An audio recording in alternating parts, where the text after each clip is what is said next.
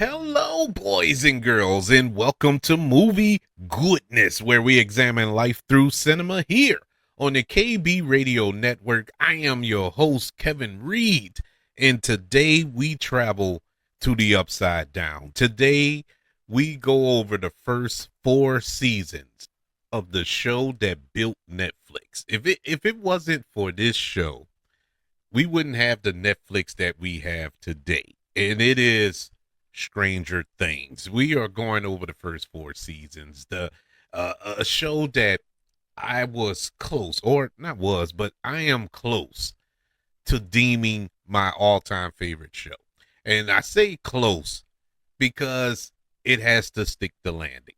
It has to stick the landing, and we're going to find out beginning on Thanksgiving Day. Yeah, we're going to find out how we wrap up this epic conclusion to this just gigantic show. I can't think of an adjective to give this show justice and how much I adore this show. This show speaks to me. It speaks to, of course, millions of others around the world, just like you and me. But for me personally, it just hit every single button. It really, really tugged on my heartstrings because I am an 80s baby. And 80s are my favorite decade. That's my favorite decade on my short time on this planet. And this show is a showcase of that decade. This is everything that I loved about the 80s wrapped up in one gigantic ball of adventure. And I have enjoyed every single season. Now, there's one out of the four. There's one that I didn't love as much as the others, but I can still pick moments in that season where I enjoyed it so much. I still enjoyed it. But that was just one. And the reason it's a little weak is because it wasn't as strong as the other episodes, but other seasons. But it was still a good season nonetheless. But it just, everything that I loved, as far as pop culture is concerned, everything that I loved about the 80s is in this show. Whether it's films, they touch in on Goonies. They touch in on Stand By Me. They touch in on Terminator. They touch in on the Freddy Krueger films. They touch in on everything about that, and every season has a theme, and every season is like that portion of my life. There was a section in my life where I just focused on this one thing, and that's how the show is kind of condensed to season by season. And so it's just been fun to watch, and it's been fun to watch these kids grow up. When we first started watching this show, when you had Will and Lucas and Mike and Dustin, and later we had 11, they were little babies. They were just out of toddler age if you if you look at them, but now they're adults. I mean, Millie Bobby Brown is married with a kid now. And we're going into season 5. Finn Wolfhard, who plays Mike on the show, the dude is about 7 feet tall now. all of these kids aren't kids anymore. And it's just been fun. It feels like you're part of the family in a sense because you literally watch them grow up in front of your eyes. And it's just been a joy to watch, man. And it's going to be painful come New Year's Day when it all comes to an end. Yes, this final season 5 of Stranger Things will wrap up in 3 volumes. For the remainder of this year, starting on Thanksgiving, it is all Stranger Things. There's nothing else to think about. There's nothing else to look forward to, at least in my eyes, but Stranger Things. We get volume 1 on Thanksgiving. We get volume 2 Christmas. We get the final volume 3 on New Year's Eve. And that's how we wrap up the year as we close out this chapter of history, this chapter of our lives. And man, it's going to be heartbreaking. I cried like a baby when the trailer for season 5 dropped. I watched it at least 30 times since it dropped. I just can't get enough of it because I know this is it. This is it. When you watch a movie trailer or you go watch a film per se and it's a part of a franchise, there's always a little hope that maybe, you get a sequel to that movie. It still has an impact, but you might get a sequel. Here we know this is it. Now they may do spin-offs. I think they announced that they're doing some spin-offs maybe. I think there's an animated series or movie that's coming out and stuff like that. But as far as this core, as far as this story, it's gonna wrap up. Then it's gonna be heartbreaking because I've enjoyed this. This is a family thing in my house. We get together whenever the season drops on Netflix. That's it for us. That weekend, that is it. we are we are bunkered down and we're watching it throughout with no breaks, all gas. We are watching the show no matter how late it is, no matter what we had planned. Those plans are canceled. We are all in on Stranger Things. So I can only imagine for the next 2 months how it's going to be in the Reed household. We are Netflixed up for the next 2 months. But it actually started early because I rewatched the first 4 seasons. Rewatched the first 4 seasons in preparation for season 5. And I did it. And then my wife turned around and did it too. I didn't tell her. She's going to find out when she listens to this if she do. But she'll find out then that I rewatched it first. And she came back and we watched it, and she like, "Oh, you want to watch?" I'm like, "No, I got some things tied up. I'm good." I didn't I didn't tell her that I already did it, but she did. She got all caught up and refreshed, and this is a way that I'm doing this show. This is a way that for those of you who don't have the time, you may don't have the time to sit down and watch all 4 seasons before Thanksgiving Day.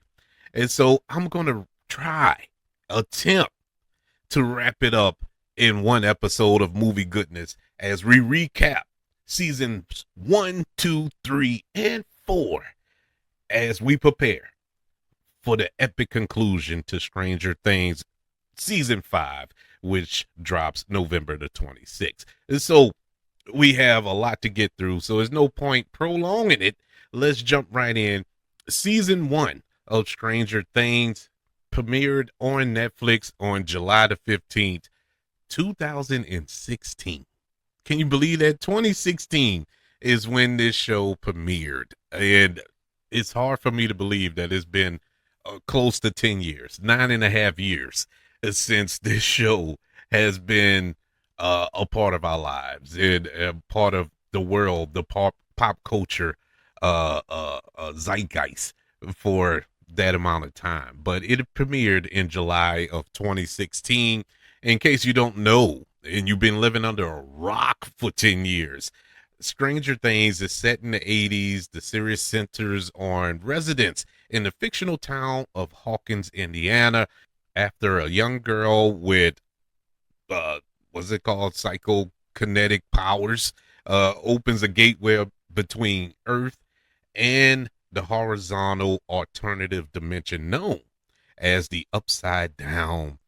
The show stars Winona Ryder, David Harbour, Brent Wolfhard, Millie Bobby Brown, Gaten Matarazzo, Caleb McLaughlin, Natalia Dreyer, Charlie Heaton, Matthew Modine, Noah Shep, Sadie Sink, Joel Curry, and a countless other supporting cast and pop-ups that are iconic 80s figures who pop up as guest stars throughout the series. The show is created by the Duffer Brothers, who developed the show Stranger Things as a mix of investigative drama and supernatural elements portrayed with horror and childhood situation or childlike sensibilities, I should say. And it is infusing influences from pop culture of the 80s, like I mentioned before. There's several th- dramatic tones or elements were inspired by Steven Spielberg, John Carpenter, Stephen King, Wes Craven, H.P. Lovecraft, things of that nature. And they also took inspiration from the experiments conducted during the Cold War and conspiracy theories involving secret government programs. And so they took all of that, mashed it all together, and gave us pure 80s nostalgia.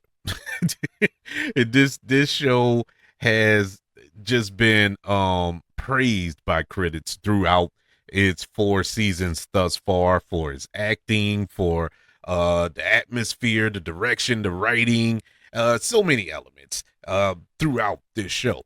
So season one. Season one begins, well, at least it's set in November of 1983. And this is where we find Will Byers, where he's abducted by a creature from the upside down. His mother, Joyce, who is played by Winona Ryder, and the police chief, Jim Hopper, who is played by David Harbour, and a group of volunteers search for him. A young psychokinetic girl named 11 escapes from this laboratory and finds the friends of Will, who are also searching for their friend Will. But in the course of that, they began to form a friendship with 11, who assists them in their efforts to find their best friend. Season one was a great introduction to this show. And you knew off the bat that this was something different. This wasn't going to be your run of the mill TV show where it checked all the boxes of your standard shows where the jock is the villain, especially in the 80s. Your typical 80s tropes weren't the actual tropes. Joe Keery, who started off as the prototypical 80s jock, meathead, got the girl but loses the girl and all this here. You thought that he would die in season one. You thought that was going to be it for him, because he was that character. Only for later on, as we travel through these 4 seasons, he's one of the most beloved characters, especially with regards to the relationship, or the friendship, I should say, between him and Dustin, that grows throughout the season, or through seasons. We get the Dungeons and Dragons reference. And for those of you who didn't grow up in the 80s and didn't know how controversial Dungeons and Dragons was, that was it was banned in homes. It wasn't banned in my home. I really had no interest in Dungeons and Dragons. One, you had to have a group, and I wasn't in a group. I had friends, but they all had different sensibilities, so nobody could come together to play Dungeons and Dragons. So I never really gave it much thought to play. But in a lot of households, parents did not want their children playing Dungeons and Dragons because it was a big brouhaha about the magical elements or the spiritual elements, and which leads to Satan. And that was the narrative about Dungeons and Dragons. Playing that is a path to Satan. So it didn't play. I mean, good God, I would hate to see if GTA was around in the 80s. Oh my goodness, they would ban it. They would burn those games. And in pals, in demonstrations in the street. And so yeah, that was a big thing. And to have that showcase, to be the center point of the show, you know off the bat that we're in for something different. It wasn't just following the kids around either. It was more to it than that. Because when you think about 80s movies and dealing with a group of kids, whether it's Goonies, whether it's Stand By Me, movies of that such, the adults, if they even show up in the movie, played zero factor. There was no adult influence in the films. You know, it was all about the kids, you know, and their adventures, what they're going through, or whatever the case may be. And so when we get in this show, we don't just follow kids, and we have adults that you actually like. Just to go back to the movies, go back to those films that I mentioned, when we do see adults in those films, they were the villains. The adults were always the villains. You know, you rarely saw good adults in those movies. And so when we get to this film, yeah, there are villainous adults in the show, but Renona Ryler's character as Will's mom, you like her. Jim Hopper, you like him. You know, these are heroes. They are helping the kids. You know, they're not shoo-shooing the kids away like, oh, you're just kids. Oh, y'all playing too much Dungeon and Dragons. Get out of my face. Stop playing that game. It wasn't none of that. They really went on board with the kids.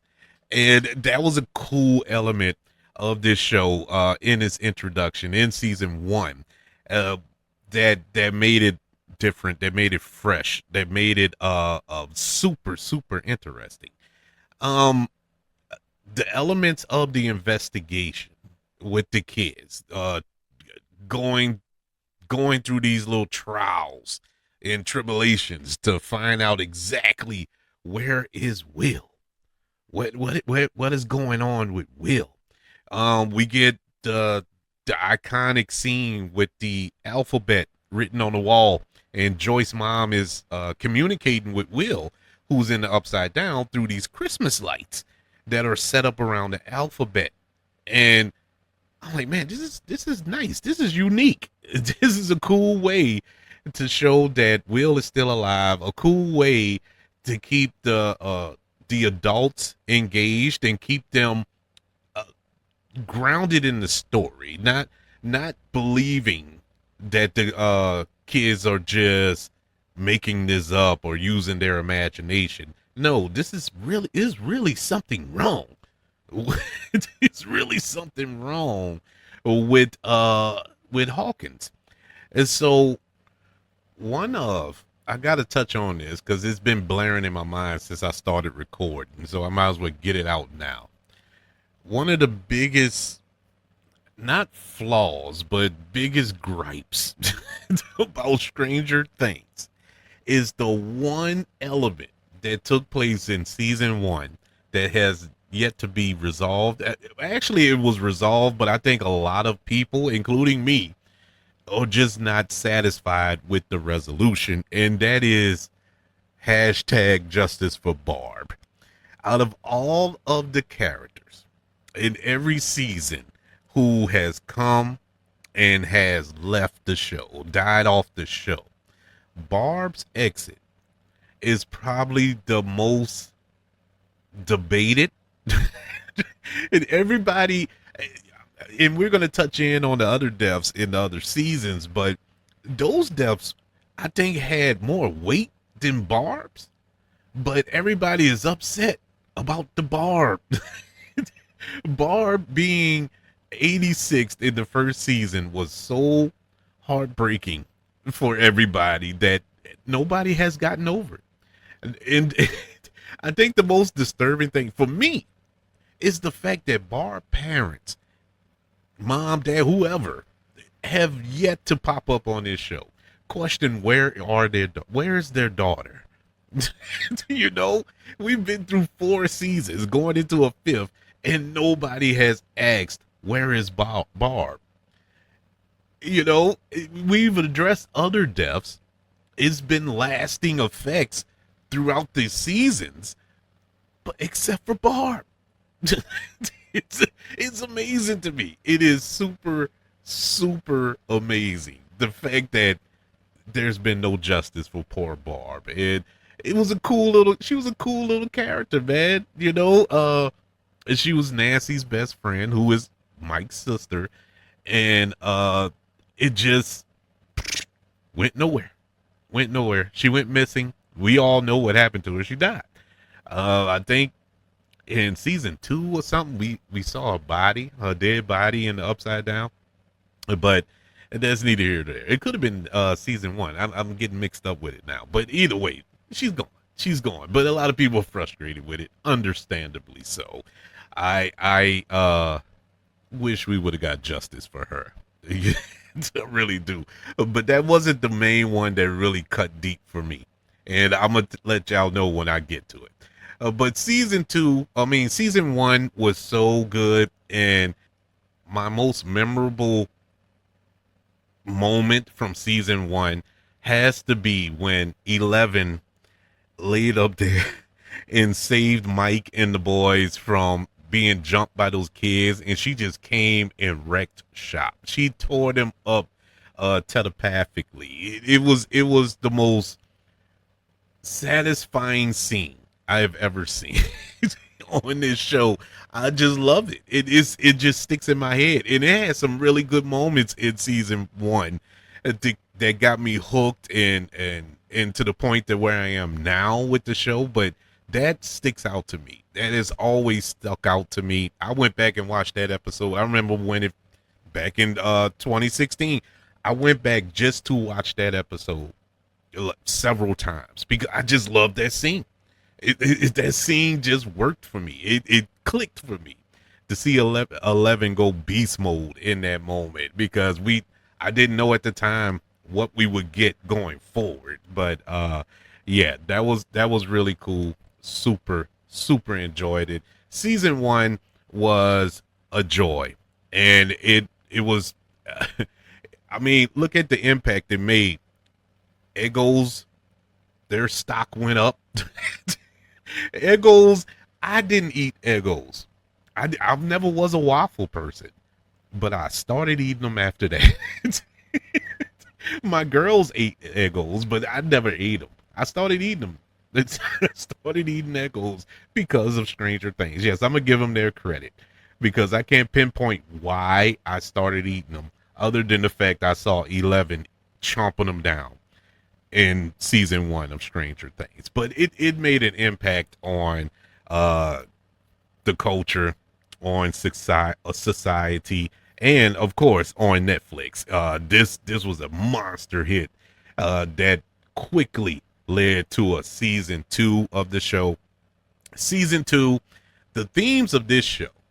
Now, season 1, it was more of a mosh pit, a gumbo pot of 80s nostalgia. You know, we got the ET reference, you know, with the chase at the end when the kids were on the bicycles running from the government, just like in ET.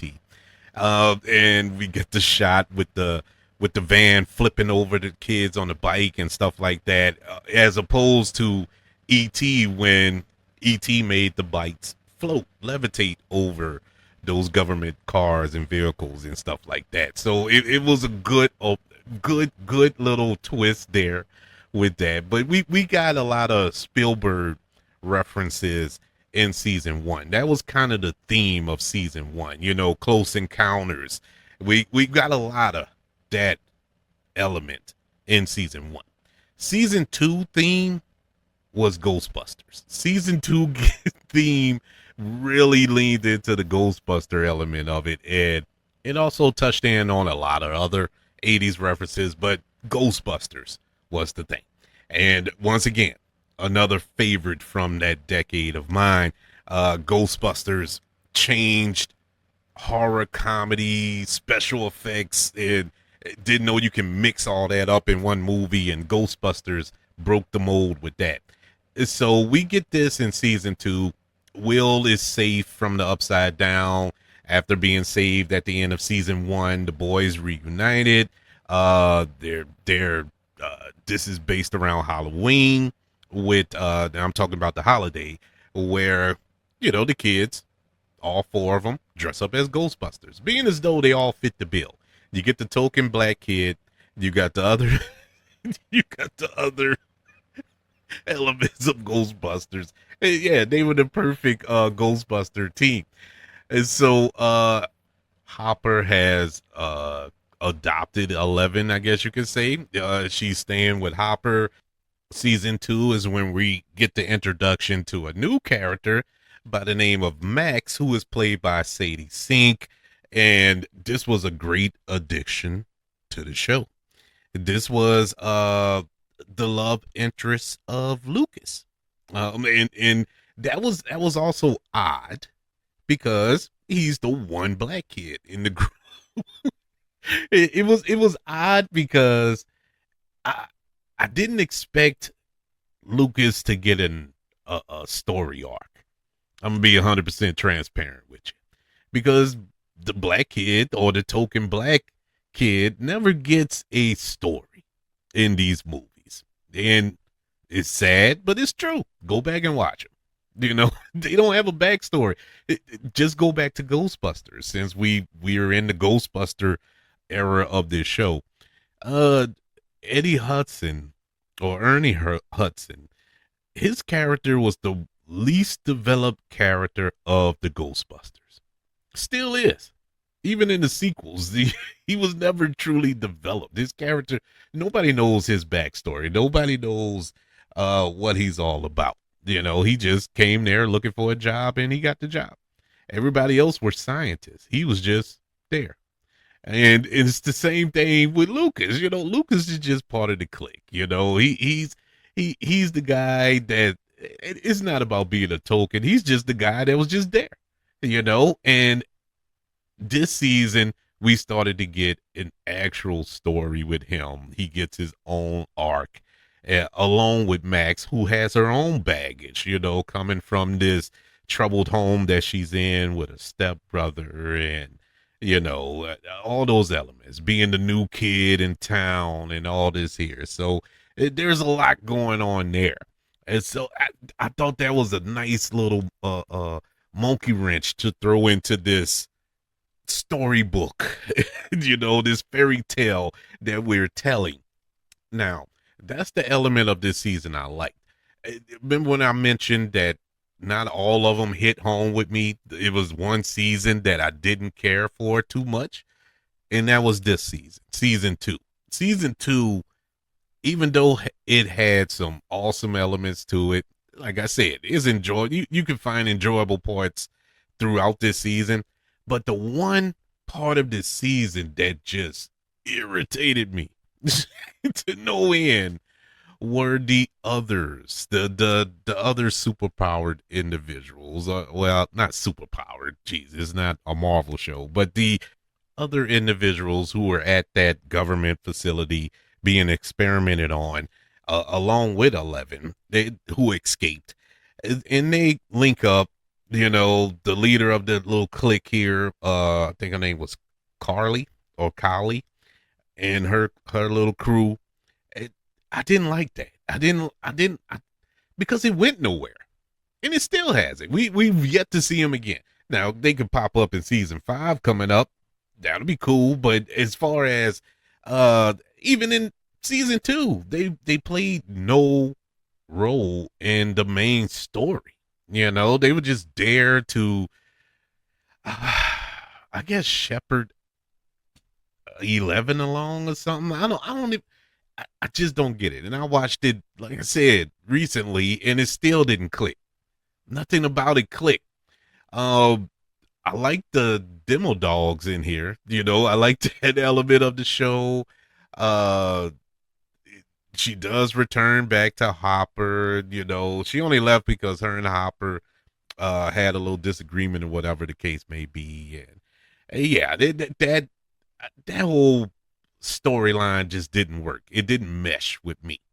The storyline that did work, of course, Max, her stepbrother Billy, who plays a big role in the show, the developing friendship between Steve and Dustin. That was an element I didn't see coming. It was it was a nice touch. It was a nice touch to this season. But season 2, it was set 11, wink wink, 11 months after season 1 in October of 1984. uh Will has been rescued. He begins to have premonitions about the fall of Hawkins caused by a creature in the Upside Down. When it's discovered that Will is still being possessed by an entity from the Upside Down, his friends and family learn that there's a larger threat to their world. And that's the best way to sum up season 2. It was good. It was fine. It was fine. It was just a couple of episodes in that season that I felt were throwaways. And that's a rarity for Stranger Things because there are no throwaway episodes in this show. Um, the heartbreaking, the heartbreaker of this season has to be hands down Bob. Bob, played by Sean Ashton, who coincidentally plays Mike in The Goonies.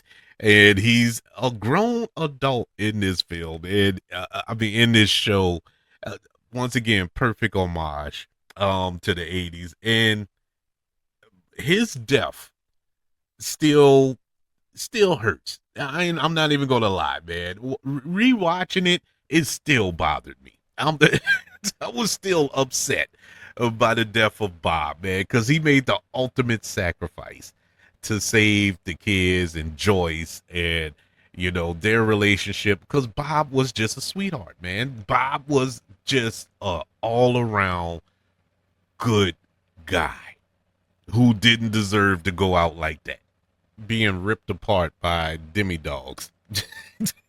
But this season concludes with the dance at the snowball at the school where Mike danced with 11. You get Lucas dancing with Max, and we get the epic kiss from Mike and 11 that sets up their friendship graduating to a relationship. The Lucas Max kiss felt like the most forced kiss on God's green earth. It felt like they just kissed to, I don't know, man. I guess to fit something of the show. I don't get it. Oh, to set in the future that they're in a relationship or whatever the case, but they didn't need to kiss. It just felt forced. And if you watched interviews with them after that, they were like, oh yeah, that was our first kiss. It wasn't even written. It was just something that happened on the set. They'd said, okay, now y'all kiss. These kids. So it didn't play well on screen, but I give them an A for effort. But it just did not work. But that's how the season wraps up. So we move on to season 3, and it's set 9 months after the end of season 2, and in days leading up to the 4th of July celebration in 1985, they have a new element of this show, and that is the mall. The mall was the centerpiece of season 3, and what a perfect nucleus to this season. This was the center of attention for Hawkins. The mall was just built, the Star Court, just built in Hawkins, and is putting the majority of other local businesses out of business due to the mall's popularity, which a lot of malls did around that time. I know that not so much, because malls used to be the thing. Kids now don't know the impact of a mall. A mall was like, I don't know how to describe it. It's something that you, oh man, how can I put it in words? I got like 50 words jumbled up trying to come out at the same time. It was describing a mall, people, a mall. But that's just how much of an impact a mall was. We had malls, at least in the New Orleans area. We had malls for different occasions. We'll go to the mall in Kenner. And that was for certain things. We'll go to the mall in New Orleans East for a certain thing. They all had similar stores, but it was different elements. Like we'll go to the mall in the East for the girls. We'll go to the mall in Metairie for the good stuff. We'll go to the mall and it was just we went to malls for different things. And the mall had everything, every store you can think of, every food restaurant you could think of, every the arcades were there. I mean, it was a utopia for kids in that era. Now kids don't have nowhere to go. Kids hang around Walmart all day. They don't have nowhere to go. And it's sad, man. It is so sad. It hurts me to my heart. My kids, my girls, didn't experience malls like we did. Now they went to the mall. There's still malls around. They go to the malls, but it's not like a hangout spot. Saturdays, we spend our entire Saturday in the mall. Summer, during the summertime, every day. Everything. And that's when we don't have money. It don't matter. We just hang out at the mall. It was something about the mall. And this season 3, really captured that element. It felt like that for me. And they did an excellent job of capturing the importance of the mall for young adults, for preteens or teenagers. And for that reason alone, season 3 was excellent. But there was so much more. Hopper, he becomes increasingly concerned about 11 and Mike's relationship. you know, the season opens up with 11 and Mike in her room and the doors close and Hopper's freaking out. He's like, man, don't close any doors. No closed doors in here.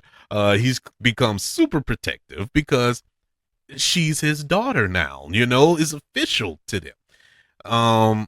Unbeknownst to the town, we have a secret element that is also popped up in Hawkins. Not just the mall, but a secret Soviet laboratory underneath the mall, which seeks to open the gateway to the upside down.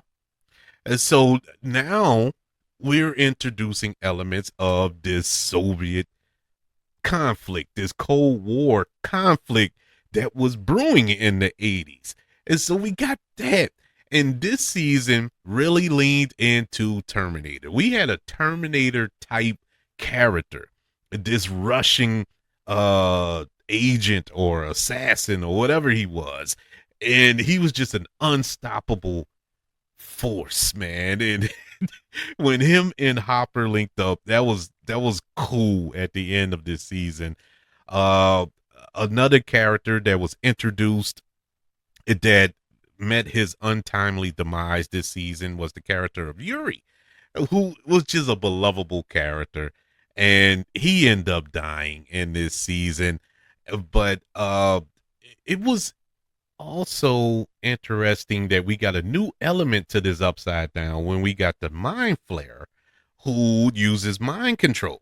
And he mainly used it on Billy, who is the older stepbrother of Max, to do his bidding. And Billy was a character that you hated him, but you loved to hate him. You liked Billy. At least I did. I liked Billy.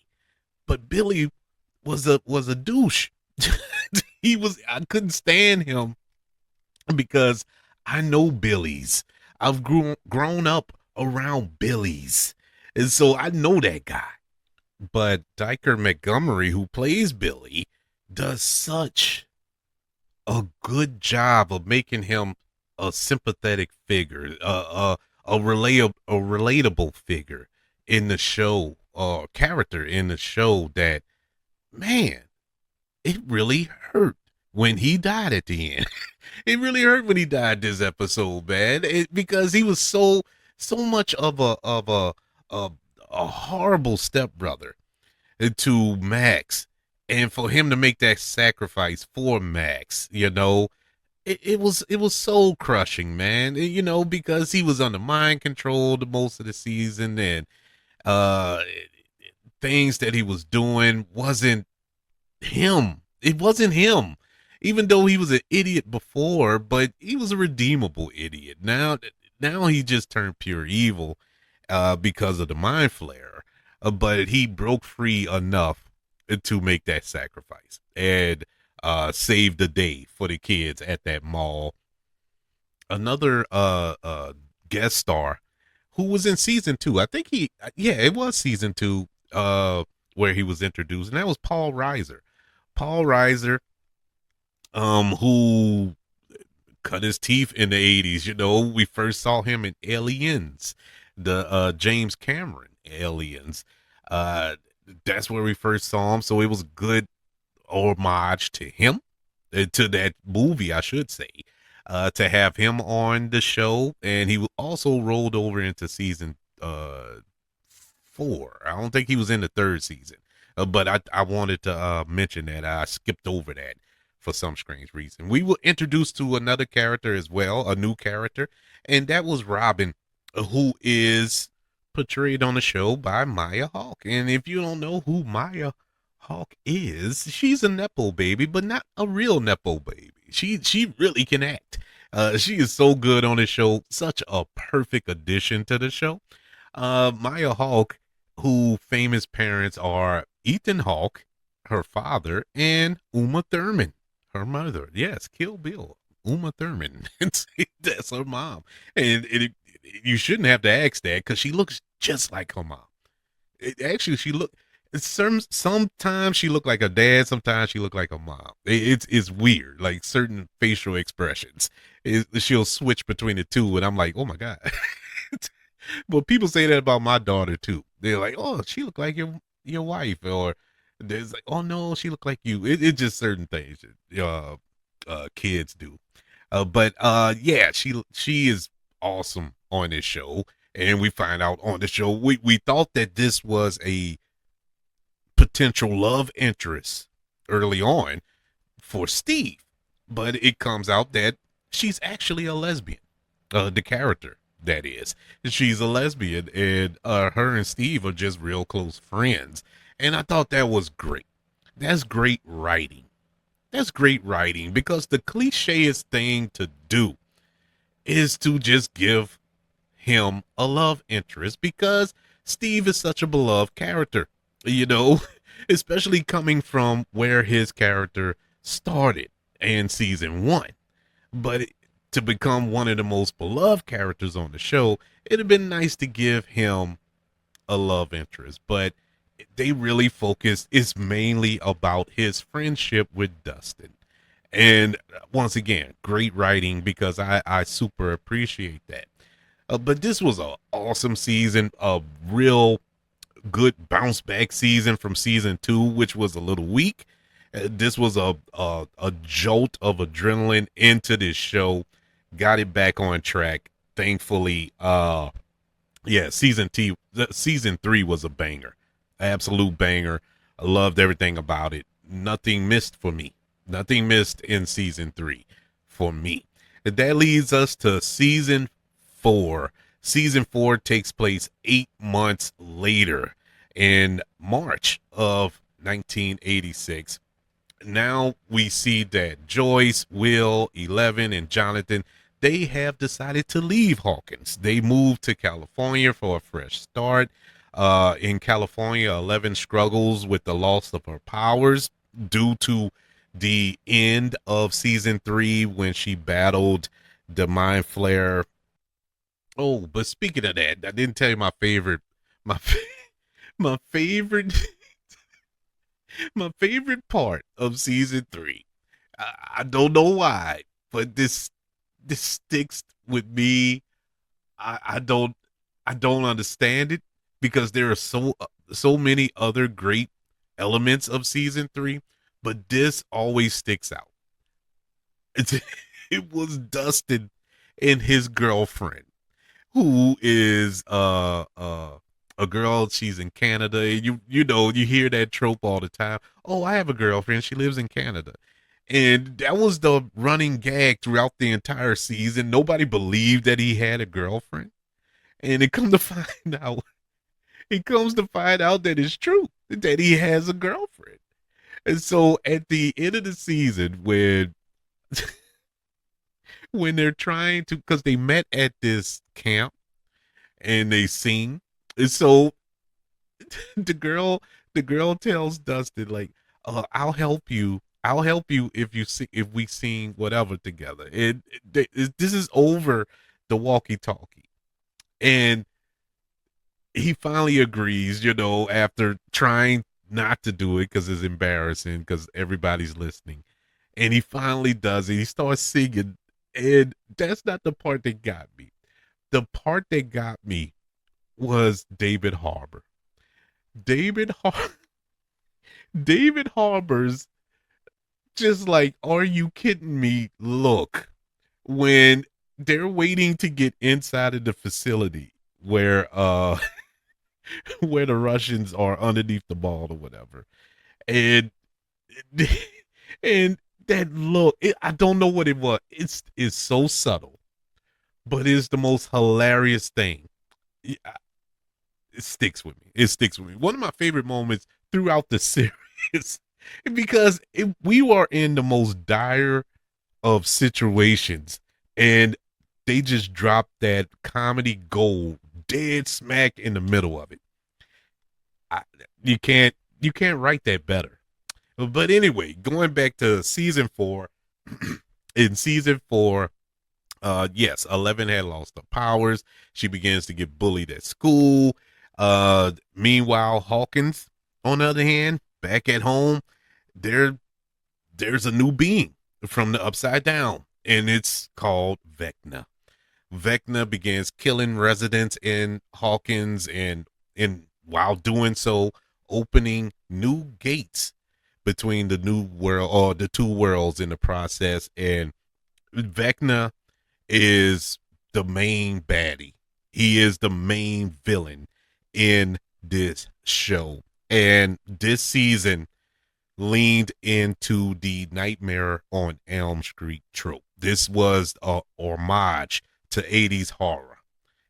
Season 4. It checked every box for me. This was such an homage to Freddy Krueger because Vecna was basically Freddy Krueger, that Robert Englund himself, who plays Freddy Krueger in the Nightmare on Elm Street films, has a part in this show. Has a guest star in this season. This was excellent. Season 4, it was like nothing was off limits. Nothing was off limits. People were dying left and right, and it didn't matter. It just didn't matter. Uh, the stakes were higher. It felt like the stakes were definitely higher this season. Vecna looked like an unstoppable force. We got introduced to Eddie this season. Eddie, played by Joseph Quinn, who has gone on to be a big star in Hollywood. He was just in Fantastic Four as Johnny Storm, amongst other films. He was in A Quiet Place. He was in Gladiator 2 and countless other films, but his star just took off after this. And once again, another character that was set up to be kind of an antagonist, not so much the villain, but the antagonist, and turned out to be a hero. Once again, sacrificing himself. It's funny how somebody sacrifices themselves every season. That's why this upcoming season, I think there's going to be a huge sacrifice, and it's not going to come from a guest star. It's going to come from one of our mains, but we'll cross that bridge when we get to it. But this is one of the best seasons of the show. I want to say the best season of the show, but it's I don't know. I don't think that's fair, because none of them really better than the other than the fact that 1, 3, and 4 are better than 2, but 1, 3, and 4 are pretty equal in how great they are. They're just great. But I enjoyed season 4 so much. I guess because I'm a horror nut, especially 80s horror, and this was the season that they paid homage to that. And it they checked all the boxes there. Vecna really was a force of nature. He was frightening. He was everything that you can recall from Freddy Krueger. I'm talking early Freddy Krueger, the first three films in the franchise, as opposed to on, where he became a joke. You know, he was more of a comedian, cracking jokes and all this other stuff. But the first three films in the not Friday the 13th, but the Nightmare on Elm Street franchise, Freddy Krueger was frightening.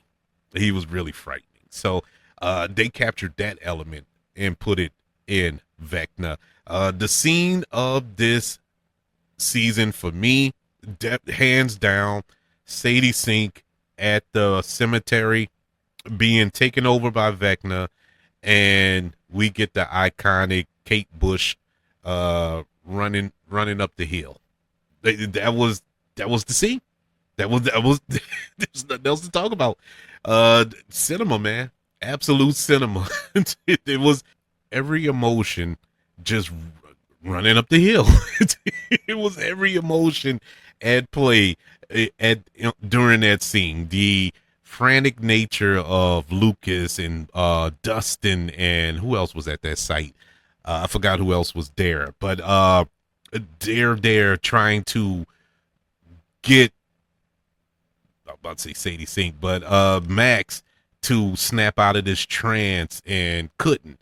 And the only way was to play that song. And while she's in the upside down, you hear the song playing and her trying to get out and running as everything around her is crumbling and everything. And she's literally running up a hill while the song is playing. Yeah, I mean, come on, man. It was absolute cinema. That was the scene that defined the season for me.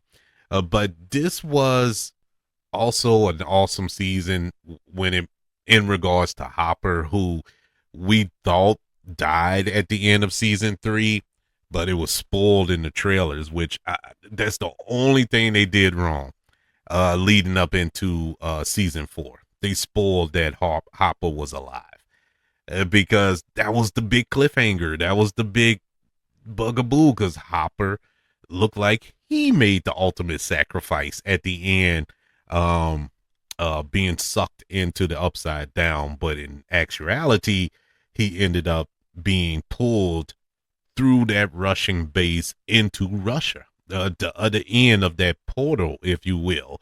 And he was under, captured in this little work camp, prison type deal in Russia. So we got his escape and all that playing out that season. Everything was just fire, man. All of the plots, everybody was separated. Everybody was in different parts of the world. Literally, Hopper in Russia. You had Will and 11 in California. Everybody else was in Hawkins. It was just, I mean, it was pure madness. Even Mike was in Hawkins, separate. You know, they're trying to do a long distance relationship thing and all this.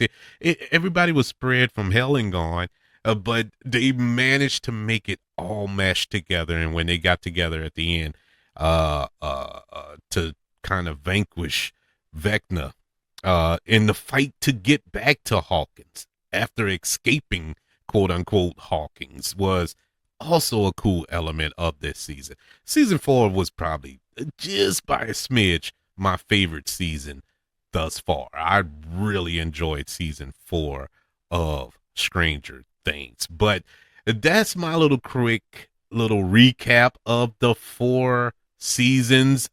Super excited for the 5th and final season.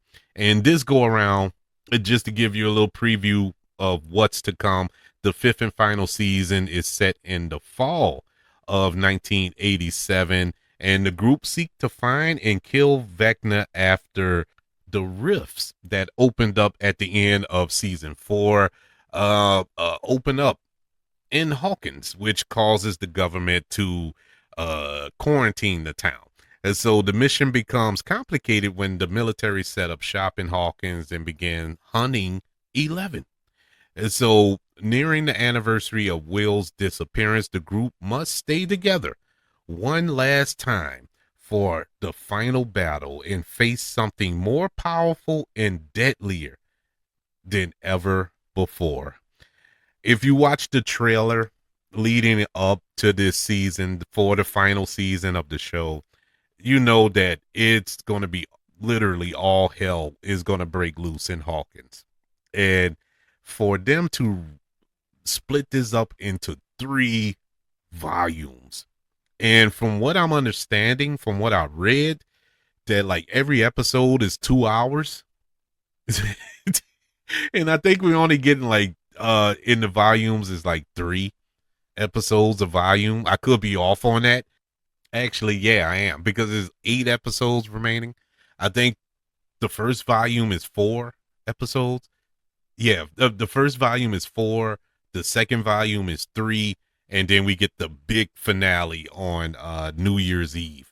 And I believe they're releasing that in theaters. And guess what? I'm going to see it in the theater. Yeah, I can watch it at home for, well, not for free because I'm paying for Netflix, but you get what I'm saying. But I'm going to the theater. I'm going to the theater. There's nothing to talk about. There's no debating that. Yeah, they got my money. But this is going to be an exciting conclusion to this story. I just hope they stick the landing. That's all. They don't have to do anything special. They don't have to go over the top and do too much. Just stick with what brought you here. Dance with the one that brought you. You don't have to go all out with it. But I'm excited. I think that if I had any predictions on who's gonna survive, who's not, I think the easy prediction would be 11. I think 11 makes the ultimate sacrifice at the end.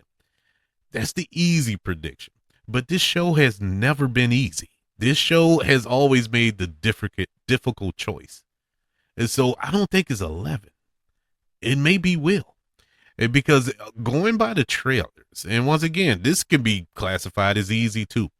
We know that Will is where it all began, and it could be Will where it all ends. Will could make the ultimate sacrifice at the end. But I really do think one of our core kids, and I put that in heavy quotations because they're not kids anymore, but kids on the show are going to make a sacrifice, and it's going to tear us apart. But hey, I'm here for it. I can't wait.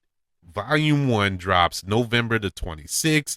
Volume 2 drops December 25th, Christmas Day, and the ultimate finale of Stranger Things drops December 31st. Oh boy, I am psyched, man. I am so psyched for the remainder of this year. Like I said to start off this episode, this is it. This is it. Yes, there will be other shows here on the KB Radio Network, but my main focus from here on out is Stranger Things. For the rest of 2025, they have my undivided attention. But I would like to know, are you excited for season 5? Are you planning on watching all 4 seasons before the 26th? Whenever this episode comes out here, I don't know. I don't know if you're going to have time, but hey, you may carve out enough time. You can watch Netflix on your phone and stuff. So you probably can sit in your office and sneak and watch it while you at work and stuff. Hey, I ain't advocating it. I don't want you to get fired. Like, oh, you got me fired. No, wait till you get home, people. But anyways, are you planning on watching these get caught up, or are you already caught up and super excited like me for season 5? Let me know. Email the show, kbradiopodcast@gmail.com. You can also search for the show on all social media platforms. Just search for the KB Radio Network. Also, don't forget about YouTube. Subscribe to the KB Radio Network channel and like this video if you don't mind. Don't forget about the 5 stars, the reviews, and sharing this show. If you're listening on Apple Podcasts, Spotify, iHeartRadio, wherever you are currently listening to Movie goodness here on the KB Radio Network. Everybody, thank you for joining me on this recap of Stranger Things, season 1 through 4, anticipating the epic conclusion on Netflix throughout this holiday season for the remainder of 2025. I want you all to know that I love you, continue to love everyone, and until we speak again, you all be blessed.